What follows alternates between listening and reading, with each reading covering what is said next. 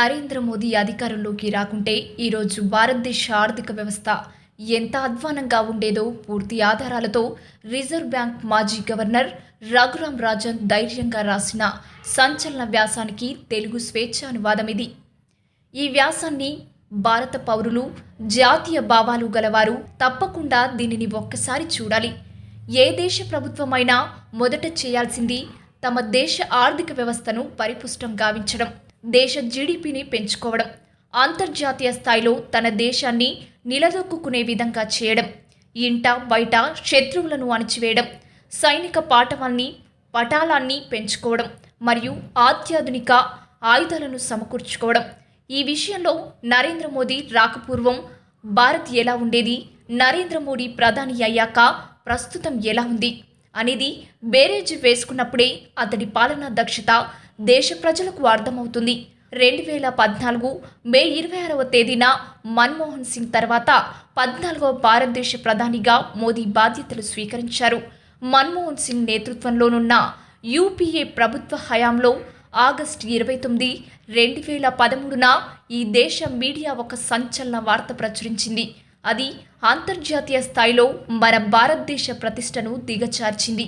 అదేమంటే అప్పటి కేంద్ర ప్రభుత్వం వాణిజ్య పరిశ్రమల శాఖ మంత్రి ఆనంద్ శర్మ దేశంలోని 5,57,000 కిలోల బంగారంలో 5 లక్షల కిలోల బంగారాన్ని తీసివేయాలని నిర్ణయించింది. అంటే 90% గోల్డ్ కార్పస్ను తనఖా పెట్టాలని నిర్ణయించిందన్నమాట. ఈ వార్త మన దేశ ఆర్థిక పరిస్థితిని ఎంత క్లిష్ట పరిస్థితుల్లో ఉందో చెప్పకనే చెబుతుంది.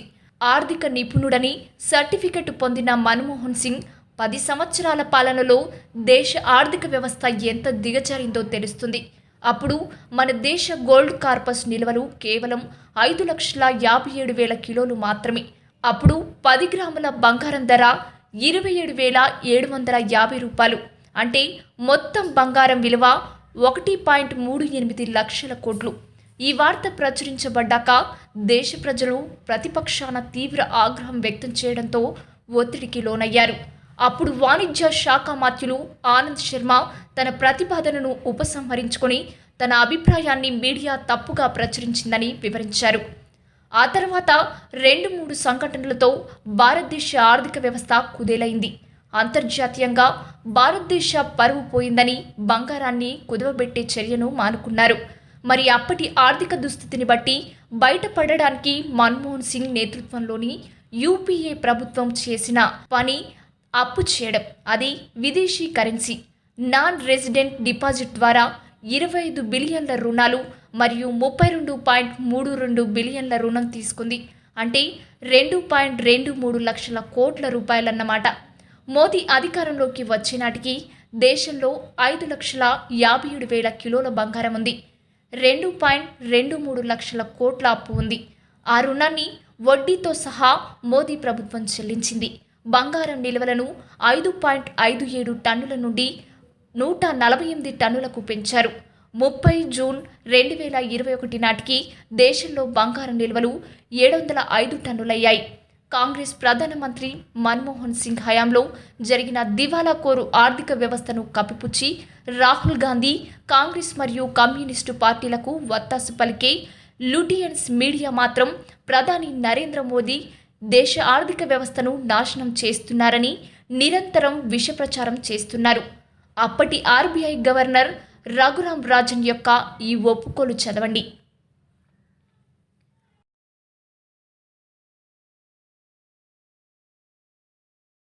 మోదీ ప్రభుత్వం ఆ రుణాన్ని తిరిగి చెల్లించింది.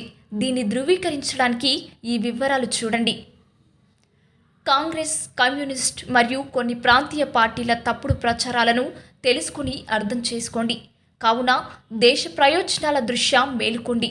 స్వతంత్ర భారత చరిత్రలో ఇప్పటి వరకు ఎవరూ చేయలేని పనిని నరేంద్ర మోదీ ఈ 7 ఏళ్లలో చేశారు. తొలి విజయం మన దేశాన్ని 200 ఏళ్ల పాటు బానిసలుగా మార్చిన బ్రిటన్ దేశంలో జరిగిన 53 కామన్వెల్త్ దేశాల సమావేశంలో నరేంద్ర మోదీ జనరల్ ప్రెసిడెంట్ అయ్యాడు. దీనికి ప్రతి భారతీయుడు గర్వించాలి. రెండవ విజయం యునైటెడ్ నేషన్స్ హ్యూమన్ రైట్స్ కౌన్సిల్లో భారత్కు భారీ విజయం లభించింది. అందులో సభ్యుడగుటకు 97 దేశాల ఓట్లు అవసరం కాగా మనకు 188 ఓట్లు వచ్చాయి. ఇది చూశాక భారత ప్రజలు నరేంద్ర మోదీ విదేశాలకు ఎందుకు వెళ్ళాడని ఇంకా అడుగుతారా? మూడవ విజయం. ప్రపంచంలోని 25 అత్యంత శక్తివంతమైన దేశాల జాబితా విడుదలైంది. అందులో భారత్ ఉండడం, పాకిస్తాన్ లేకపోవడం గర్వం కాదంటారా? నాలుగవ విజయం. మన జీఎస్టీ నెలవారీ పన్ను వసూళ్లు 1,00,000 కోట్లకు చేరుకుంది. ఐదవ విజయం. నూతన సౌర విద్యుత్ ప్లాంట్ల ఏర్పాటులో అమెరికాలకు వెనక్కు నెట్టి భారతదేశం 2వ స్థానానికి చేరుకుంది. ఆరవ విజయం.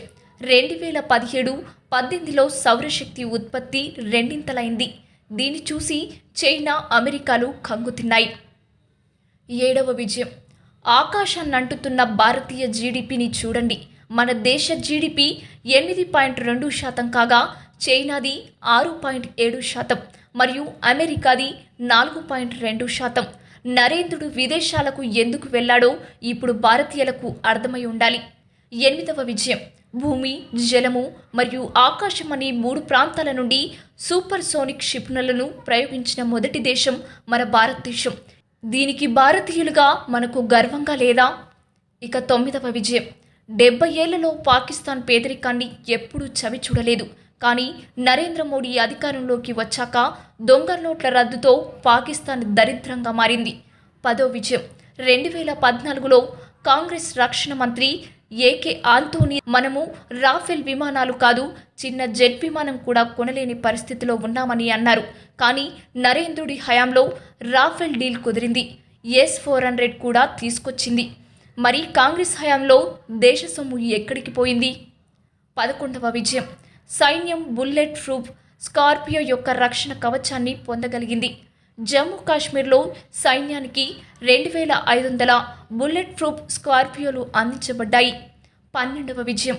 ఈ 4 సంవత్సరాల్లో భారతదేశంలో ఎంత అభివృద్ధి జరిగిందో మీకు చెబుతాను చూడండి. ఆర్థిక వ్యవస్థలో ఫ్రాన్స్ను వెనక్కి నెట్టి భారత్ 6వ స్థానానికి చేరుకుంది. 13వ విజయం. ఆటోమొబైల్ రంగంలో జపాన్ను వెనక్కి నెట్టి 4వ స్థానంలో చేరింది. 14వ విజయం. విద్యుత్ ఉత్పత్తిలో రష్యా వెనుకబడిపోగా భారత్ 3వ స్థానంలో నిలిచింది. 15వ విజయం. వస్త్ర ఉత్పత్తిలో ఇటలీని అధిగమించి భారత్ 2వ స్థానానికి చేరింది. 16వ విజయం. మొబైల్ ఉత్పత్తిలో వియత్నాం వెనుకబడిపోగా భారత్ 2వ స్థానంలో నిలిచింది. 17వ విజయం. ఉక్కు ఉత్పత్తిలో జపాన్ను అధిగమించింది. భారత్ 2వ స్థానానికి చేరుకుంది. 18వ విజయం. చక్కెర ఉత్పత్తిలో బ్రెజిల్ను అధిగమించి భారత్ నెంబర్ 1గా నిలిచింది. 19వ విజయం. అయోధ్యలో శ్రీరామ మందిరం ఆర్టికల్ 370, ట్రిపుల్ తలాక్, CAA, NRC మరియు యువకులకు వివాహ వయసు 18 నుండి 21 సంవత్సరాలకు బిల్లులను ప్రవేశపెట్టి విజయాన్ని సాధించారు. యూనిఫామ్ సివిల్ కోడ్, జనాభా నియంత్రణ చట్టములను చేయుటకు అడుగులు పడుతున్నాయి. 20వ విజయం. గాఢ నిద్రలో ఉన్న హిందువులలో జాతీయవాదాన్ని మేల్కొల్పారు. మోదీ ప్రభుత్వంలో ఉగ్రవాదులు కాశ్మీర్ లోయల నుండి తుడిచిపెట్టుకుపోతున్నారు. లష్కరే తోయిబా ఉగ్రవాది నవేద్ భట్ హతమయ్యారు. హిజ్బుల్కు చెందిన 2 ఉగ్రవాదులు హతమయ్యారు. 8 నెలల్లో 72 మందిని, హురాన్ సమీపంలో 230 మంది ఉగ్రవాదులను నరకానికి పంపారు. తమ అవినీతి వ్యూహాలు ఫలించలేకపోతున్నాయని కాంగ్రెస్, కమ్యూనిస్ట్, తృణమూల్, MDM మొదలైన పార్టీలన్నీ కలిసి నరేంద్ర మోదీ ప్రభుత్వాన్ని దింపాలని తీవ్రంగా ప్రయత్నిస్తున్నాయి. 2024 సార్వత్రిక ఎన్నికల్లో బీజేపీని ఓడించేందుకు పద్మవ్యూహము పన్నుతున్నాయి. రోజురోజుకు నరేంద్ర మోదీకి పెరుగుతున్న కీర్తి ప్రతిష్టలను, ప్రజల్లో ఆదరణను చూసి ప్రతిపక్ష పార్టీలన్నీ కంగుతింటున్నాయి. ద్వాపర యుగంలో అభిమన్యుడు పద్మవ్యూహాన్ని ఛేదించడం తల్లి గర్భంలో ఉన్నప్పుడు గ్రహించారు. ఈ మోడీ అభినవ అభిమన్యుడు పద్మవ్యూహంలోకి ప్రవేశించి తిరిగి ఛేదించుకొని రాగల విద్యలను భరతమాత బడిలో నేర్చుకున్నాడు. ప్రస్తుతం మన భారతదేశం నరేంద్ర మోదీ అనే దేశభక్తుడి చేతిలో సురక్షితంగా ఉంది. అలాంటి ఉక్కు మనిషి నరేంద్రుడికి ఎప్పుడూ భారతమాత ఆశీస్సులు ఉండాలని కోరుకుందాం. జై హింద్.